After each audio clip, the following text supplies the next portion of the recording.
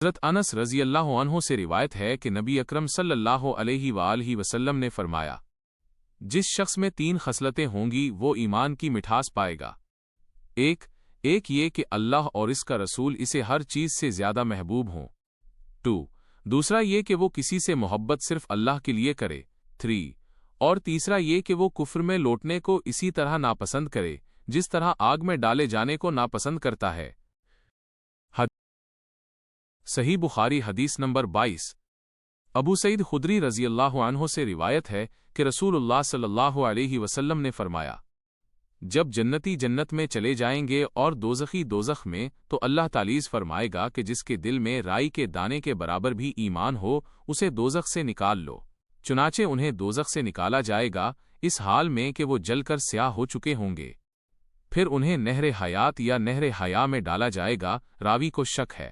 پھر وہ اس طرح تر و تازہ ہو جائیں گے جیسے دانہ سیلاب کی رو میں سے نکلنے والی رویدگی گھاس سے نکلتا ہے۔ کیا تم نہیں دیکھتے کہ وہ زردی مائل اور بل کھایا ہوا نکلتا ہے؟ حضرت ابو سعید خدری رضی اللہ عنہ سے روایت ہے کہ رسول اللہ صلی اللہ علیہ وسلم نے فرمایا، میں سو رہا تھا کہ میں نے لوگوں کو اپنے سامنے دیکھا۔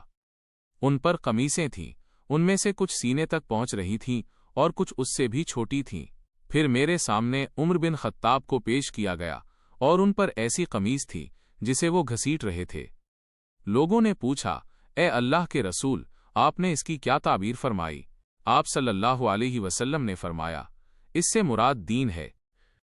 حدیث کی وضاحت۔ اس حدیث میں رسول اللہ صلی اللہ علیہ وسلم نے ایک خواب کا ذکر فرمایا جس کی تعبیر آپ صلی اللہ علیہ وسلم نے خود واضح فرمائی۔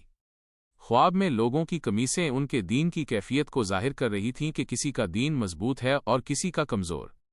حضرت عمر فاروق رضی اللہ عنہ کی قمیص کا لمبا ہونا اور گھسٹنا ان کے دین کی کامل اور مضبوط حالت کو ظاہر کرتا ہے، یعنی آپ رضی اللہ عنہ دین کے معاملے میں سب سے بڑھ کر تھے۔ حضرت عبداللہ بن عمر رضی اللہ عنہما سے روایت ہے کہ رسول اللہ صلی اللہ علیہ وسلم ایک انصاری آدمی کے پاس سے گزرے، وہ اپنے بھائی کو حیا کے بارے میں نصیحت کر رہا تھا، تو رسول اللہ صلی اللہ علیہ وسلم نے فرمایا، اسے چھوڑ دو کیونکہ حیا ایمان کا حصہ ہے۔ اس حدیث کا مفہوم، یہ حدیث حیا کی اہمیت کو واضح کرتی ہے اور اسے ایمان کا ایک بنیادی جز قرار دیتی ہے۔ اس حدیث سے ہمیں معلوم ہوتا ہے کہ حیا یعنی شرم و حیا محض ایک اخلاقی صفت نہیں ہے، بلکہ یہ مومن کی پہچان اور اس کے ایمان کی علامت ہے۔ نبی اکرم صلی اللہ علیہ وسلم نے اس شخص کو اپنے بھائی کو حیا سے روکنے کے بجائے اس کی اہمیت پر زور دیا، جس سے یہ ظاہر ہوتا ہے کہ ایک شخص میں حیا کا ہونا اس کے ایمان کی مضبوطی کی دلیل ہے۔ یہ حدیث ہمیں سکھاتی ہے کہ حیا کو کمزوری نہیں سمجھنا چاہیے، بلکہ اسے اپنی شخصیت کا حصہ بنانا چاہیے، کیونکہ یہ ہمیں برے کاموں سے روکتی ہے اور اچھے اخلاق کو فروغ دیتی ہے۔ صحیح بخاری حدیث نمبر 25 کا اردو ترجمہ۔ حضرت عبداللہ بن عمر رضی اللہ عنہما سے روایت ہے کہ رسول اللہ صلی اللہ علیہ وسلم نے فرمایا، مجھے اللہ کی طرف سے حکم دیا گیا ہے کہ لوگوں سے اس وقت تک جنگ کروں جب تک کہ وہ اس بات کی گواہی نہ دیں کہ اللہ کے سوا کوئی معبود نہیں اور محمد صلی اللہ علیہ وسلم اللہ کے رسول ہیں، اور نماز قائم کریں اور زکوٰۃ ادا کریں۔ جب وہ یہ سب کرنے لگیں تو مجھ سے ان کی جانیں اور مال محفوظ ہو جائیں گے سوائے اسلام کے حق کے، اور ان کا حساب اللہ کے ذمے ہے۔ صحیح بخاری حدیث نمبر 26۔ حضرت ابو ہریرہ رضی اللہ عنہ سے روایت ہے کہ رسول اللہ صلی اللہ علیہ وسلم سے پوچھا گیا، سب سے افضل عمل کون سا ہے؟ آپ صلی اللہ علیہ وسلم نے فرمایا، اللہ اور اس کے رسول پر ایمان لانا۔ پھر پوچھا گیا، اس کے بعد کون سا عمل افضل ہے؟ آپ صلی اللہ علیہ وسلم نے فرمایا، اللہ کی راہ میں جہاد کرنا۔ پھر پوچھا گیا، اس کے بعد کون سا عمل افضل ہے؟ آپ صلی اللہ علیہ وسلم نے فرمایا، حج مبرور۔ حضرت سعد بن ابی وقاص رضی اللہ عنہ سے روایت ہے کہ رسول اللہ صلی اللہ علیہ وسلم نے کچھ لوگوں کو مال عطا فرمایا اور سعد رضی اللہ عنہ وہیں تشریف فرما تھے۔ آپ صلی اللہ علیہ وسلم نے ایک ایسے شخص کو چھوڑ دیا جو مجھے ان میں سب سے زیادہ پسند تھا۔ میں نے عرض کیا، یا رسول اللہ، آپ نے فلاں شخص کو کیوں چھوڑ دیا؟ اللہ کی قسم، میں اسے مومن خیال کرتا ہوں۔ آپ صلی اللہ علیہ وسلم نے فرمایا، یا مسلمان۔ میں کچھ دیر خاموش رہا، پھر جو اس شخص کے بارے میں مجھے اچھی بات معلوم تھی اس کی وجہ سے میں نے دوبارہ پوچھا، یا رسول اللہ، آپ نے فلاں شخص کو کیوں چھوڑ دیا؟ اللہ کی قسم، میں اسے مومن سمجھتا ہوں۔ آپ صلی اللہ علیہ وسلم نے پھر فرمایا، یا مسلمان۔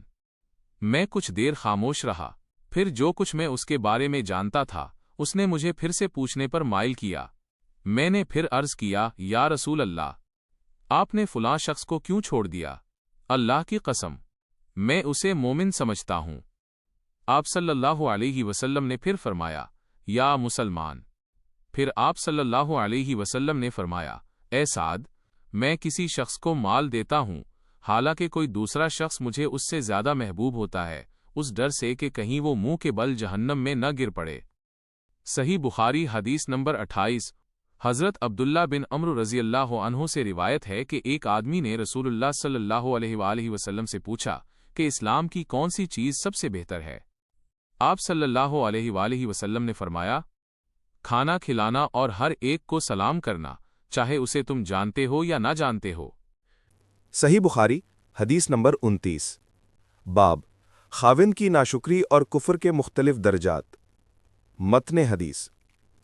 ہم سے عبداللہ بن مسلمہ نے، انہوں نے مالک سے، انہوں نے زید بن اسلم سے، انہوں نے عطا بن یسار سے، اور انہوں نے حضرت عبداللہ بن عباس رضی اللہ عنہما سے روایت کیا۔ وہ فرماتے ہیں کہ نبی کریم صلی اللہ علیہ وسلم نے فرمایا، مجھے دوزخ دکھائی گئی تو اس میں زیادہ تر عورتیں تھیں جو کہ ناشکری کرتی تھیں۔ پوچھا گیا، کیا وہ اللہ کی ناشکری کرتی ہیں؟ آپ صلی اللہ علیہ وسلم نے فرمایا، وہ خاوند کی ناشکری کرتی ہیں اور احسان مانتی نہیں ہیں۔ اگر تم ان میں سے کسی کے ساتھ ہمیشہ احسان کرتے رہو، پھر وہ تمہاری کوئی ناپسندیدہ بات دیکھ لے تو کہتی ہے کہ میں نے کبھی تجھ سے کوئی بھلائی نہیں دیکھی۔ راوی حضرت مورور بن سوید رضی اللہ عنہ فرماتے ہیں کہ میں ایک بار ربضہ کے مقام پر حضرت ابو ذر غفاری رضی اللہ عنہ سے ملا۔ میں نے دیکھا کہ ان کے جسم پر ایک جوڑا یعنی چادر تھا اور ان کے غلام کے جسم پر بھی بالکل ویسا ہی جوڑا تھا۔ میں نے ان سے اس کی وجہ پوچھی تو انہوں نے فرمایا کہ میں نے ایک آدمی کو اس کی ماں کی طرف سے برا بھلا کہا تھا۔ نبی اکرم صلی اللہ علیہ وآلہ وسلم نے مجھے فرمایا، اے ابو ذر، تم نے اسے اس کی ماں کی طرف سے برا کہا؟ تم میں اب بھی جاہلیت کی کچھ باتیں موجود ہیں۔ تمہارے غلام تمہارے بھائی ہیں، اللہ تعالیٰ نے انہیں تمہارے ماتحت کر دیا ہے، لہٰذا جس کا بھائی اس کے ماتحت ہو اسے چاہیے کہ وہ اسے وہی کھلائے جو وہ خود کھاتا ہے اور وہی پہنائے جو وہ خود پہنتا ہے، اور ان پر ان کی طاقت سے زیادہ بوجھ مت ڈالو، اور اگر تم ان سے کوئی ایسا کام کرواؤ جو ان کی طاقت سے باہر ہو تو اس میں ان کی مدد کرو۔